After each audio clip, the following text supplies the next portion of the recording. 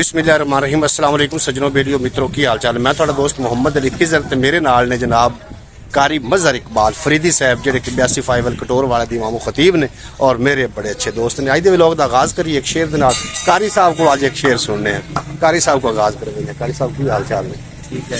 एक है पंजाबी वसेब वाले शेर तो सुनाओ। अस्सलाम वालेकुम जनाब, एक नासिर शाह का शेर है। जी जी। किन्ना को सच है कूड़ कट देंगे नहीं पहला की मैं यार बोले भुले हो या फाड़ दे कोई फाड़ दे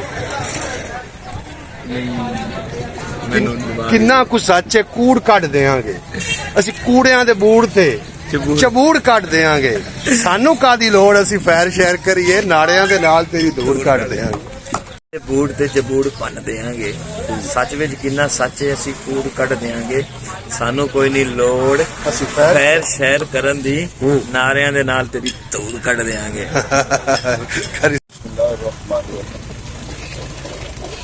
सुभान अल्लाह सुभान अल्लाह।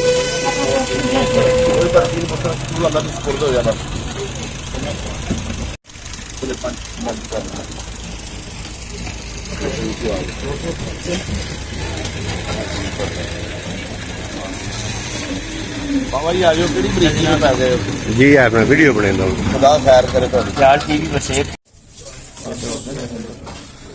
शिकारी सब पैसे तो सब बाबा सारे देते थे उन्होंने अपन तीन नोट दे कमाल नहीं होगी। कमाल हो गया जी। सिर्फ पाकिस्तानी करेंसी की वैल्यू कोई नहीं बाकी सारे की भी है।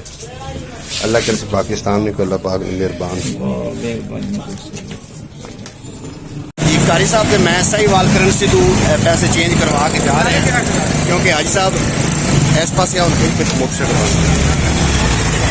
जी कारी मजहर इकबाल फरीदी साहब के कोई मुक्तदी ने जेडे कि मदीने की हाजरी वास्ते जा रहे हैं तो असं पैसे चेंज कराने वास्ते आए हैं सही वाल करेंसी को पैसे असी चेंज करवा रहे हैं हूँ असी वापस जा रहे हैं।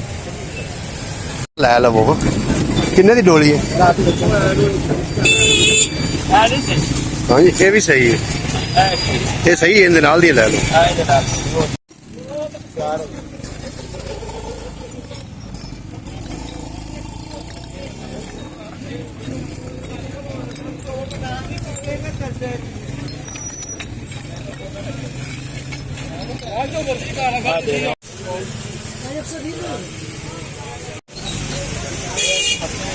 हाँ जी कारी साहब रेट मुनासिब ने